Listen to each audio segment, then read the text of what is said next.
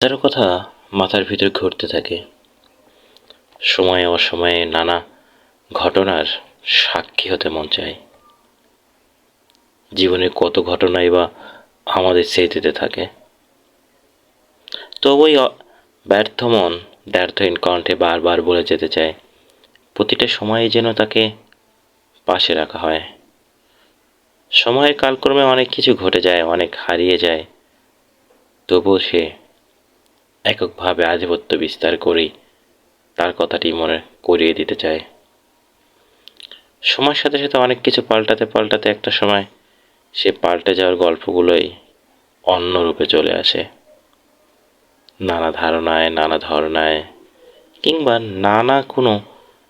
নানা ঘটনার মধ্যে চলে আসে। কিন্তু সেই সময়টা আর থাকে না যে সময়টাতে এই সময়কে নিয়ে আক্ষেপ ছিল।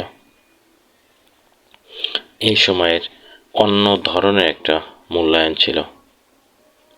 সমস্ত কিছুতেই কিছু না থাকার আভাস তো পাওয়াই যায়।